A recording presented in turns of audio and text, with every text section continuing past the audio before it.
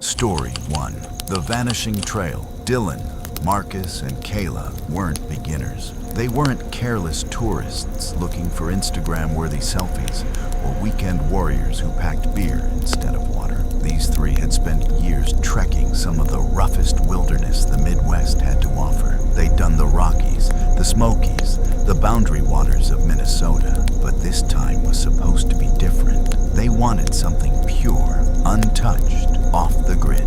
They chose a stretch of Michigan's Upper Peninsula, hundreds of square miles of wild, old forest, barely touched since the logging days a century ago. No marked trails, no campsites, just old surveyor ribbons and crumbling logging roads that hadn't seen traffic since the 1940s. They parked at the end of an overgrown access road, shouldered their packs, and disappeared into the green. Day one, the first day, was perfect.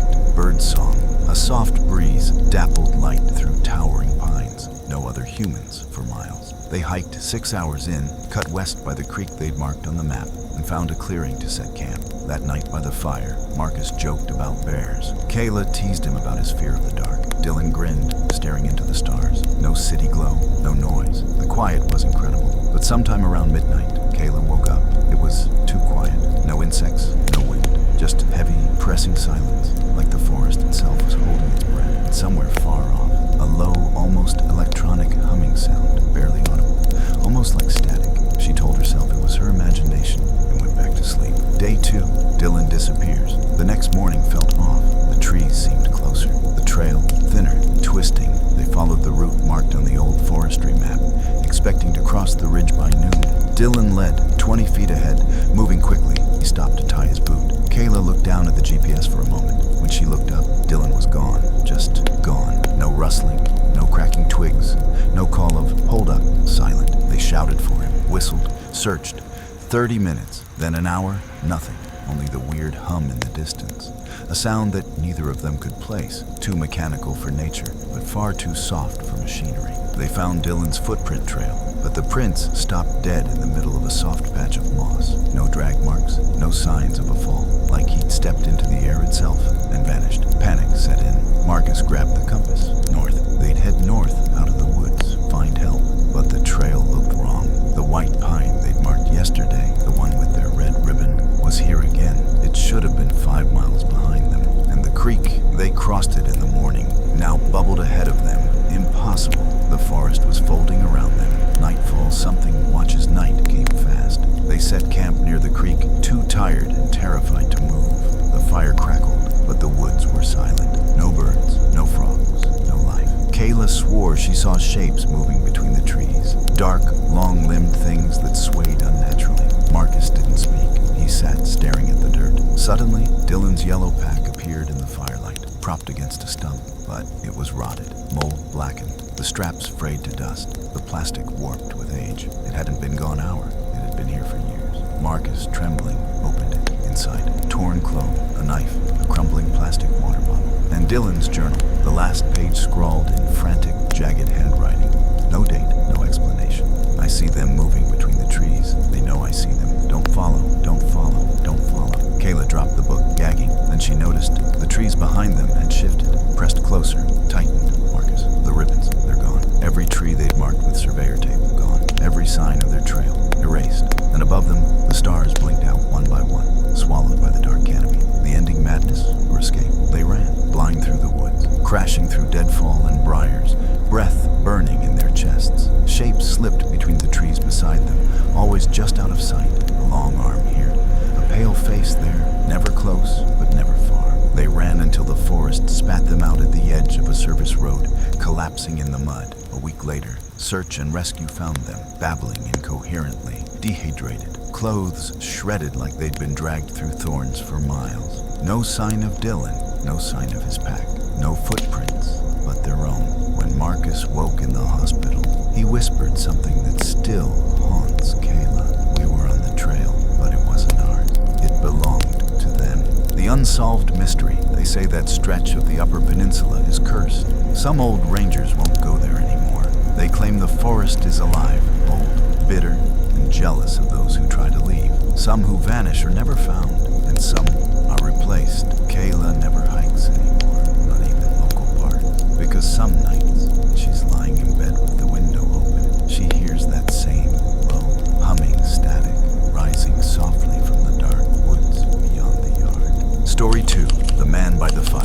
Eli wasn't new to the woods. For years, solo camping was his escape. A quiet break from the endless noise of the world. No phones, no emails, just him, the trees, and the long, empty sky. This trip was supposed to be like the others. A simple 2-night getaway to the deep forests of northern Idaho, far from the crowded campgrounds and RV parks. The ranger at the trailhead had smiled politely when Eli signed the logbook. Not many folks head that deep anymore, she said. Used to be an old logging trail. Now it just dies in the trees. You sure you want to be that alone? He grinned, nodded, and hiked in. By dusk, Eli was 8 miles from the trailhead, deep in the thick old-growth forest.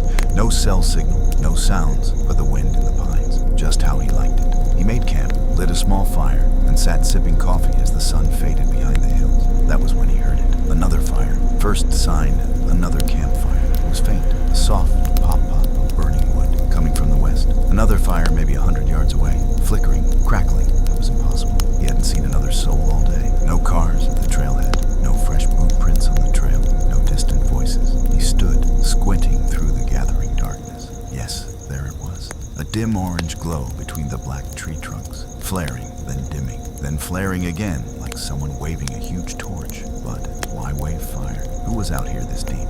Hey, Eli called. No answer. The glow pulsed again, unnatural and quick, like it was responding, but not in a way he understood. A strange feeling settled in his gut. He grabbed his flashlight and cautiously stepped away from his camp toward the distant fire. The figure appears. 50 yards out, the glow grew brighter, and there, beside the fire, a man, standing, perfectly still, arms at his sides, too still. He wasn't poking the fire, wasn't turning food, wasn't sitting or adjusting gear, just standing, like a cutout from a magazine. Face hidden in shadow. Eli raised his light, but the beam refused to catch him, like the darkness swallowed it whole. Hey man, you okay out here? Silence.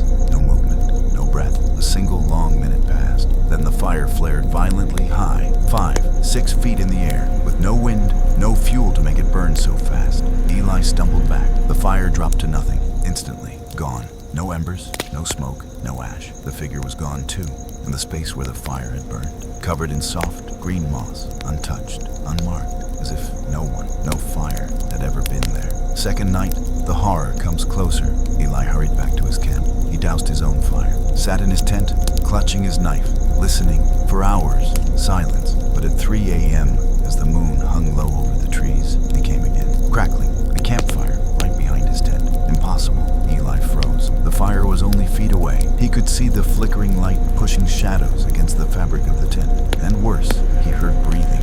Heavy, slow breathing, like someone standing right there. But when he burst from the tent, knife raised, there was nothing. No fire, no heat, no footprints, just soft pine needles, and the faint scent of old wood smoke. The escape panic and madness, that was enough. He grabbed his essentials, water, map, light, left the tent, the stove, everything behind, and ran, half-dressed, heart hammering. The trail twisted, strange and dark. Branches clawed at his face. The wind roared suddenly, and then dropped, dead silent. And then behind him, the fire crackled again. So close, so real, he didn't look back.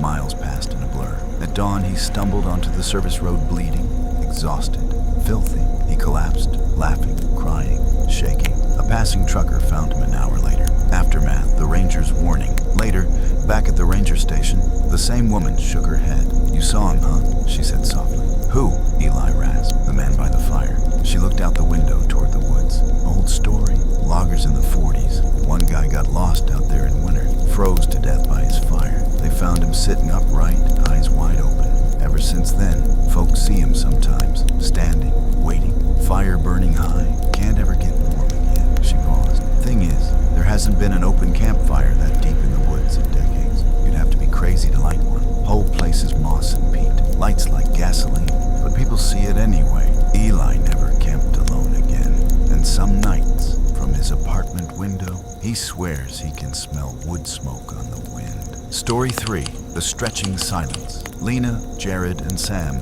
weren't thrill seekers. They weren't looking for cryptids or ghost stories. They just wanted one peaceful weekend of camping, deep in the old forests of Oregon, far from city lights, cell towers, and stress. They planned carefully. Maps, gear, emergency radios.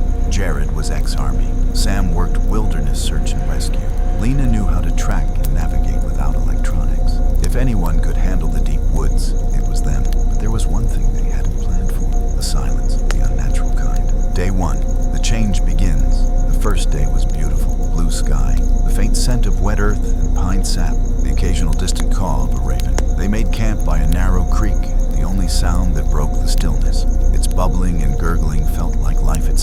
Jared even joked, "If this were a horror movie, this is when the weird stuff would start." They laughed. But as dusk fell, the world shifted. The creek's sound faded, first gently, then completely. No water running, no frogs, no birds, just silence. Jared knelt by the creek, confused. The water still flowed, he could see it moving over the rocks, but it made no sound. Like the world's volume had been turned down. Lena clapped her hands. No echo. Sam snapped a stick. Silent. Their voices came out flat, dead, as if the forest swallowed the sound before it could leave their lips. "Something's wrong," Sam muttered, but that too was barely a whisper in the airless hush. Night the thing in the woods. Night fell heavy and fast. The fire crackled, the only sound that worked. Their whispers were sucked away. Jared slammed two rocks together. The sharp clack died instantly, muffled. That's when they noticed the trees. In the firelight, they looked wrong, twisted slightly, leaning in, as if listening. Then Sam pointed. A figure stood between the trunks,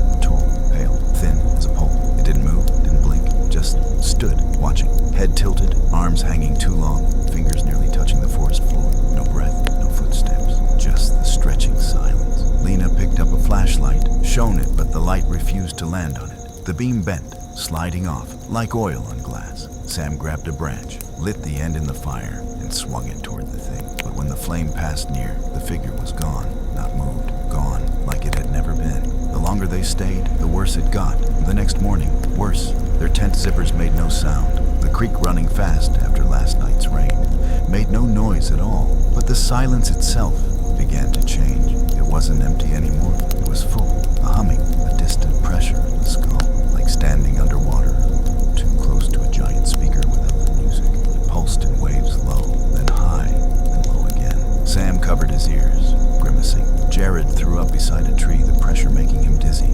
sick. Lena screamed in frustration, but no sound came out. They grabbed their gear, what they could carry, and fled. But the woods were endless. The loop time breaking, 2 hours running, and they returned to their camp. Their own footprints circled back to the fire. Again they ran north, this time compass in hand. Again they found the same creek, the same fire pit. 3 times, 4. No matter the direction, the forest wrapped around them like a coil. And every time they came back, the fire pit had changed. First, fresh ashes appeared, ashes they hadn't made. Then, strange bones, long, thin, not deer, not raccoon. And the trees leaned closer, bent lower, almost touching. Sam lost it. He sprinted into the brush, screaming soundlessly, vanishing into the dark. Lena and Jared chased after him. They found him. The ending, no escape. He stood in the middle of the clearing, facing away, frozen, his mouth stretched, impossibly wide jaw dislocated in a silent scream. His eyes blank, glossy, tears running down his cheeks, and the forest pressed close. Jared pulled Lena away. They ran, and ran, and ran. At last a clearing. The trees broke. Sunlight, a road, a pickup truck idling beside the ditch. A man standing by it, waving. They staggered toward him, gasping, crying, clutching each other. He smiled kindly. "You folks get turned around out there," the man said. But his voice was silent. His mouth moved, but no sound. His smile widened, unnaturally wide. And behind him, the forest leaned closer. Aftermath. They never left. They say you can still find that camp if you hike deep enough into the Oregon wilderness. Still burning, still warm, 2 sleeping bags, half-eaten food, but no sign of Lena, Jared, or Sam. Some hikers say they hear faint screams there, screams with no sound, a pressure in the head, like someone shouting into your skull. And others say they see a figure,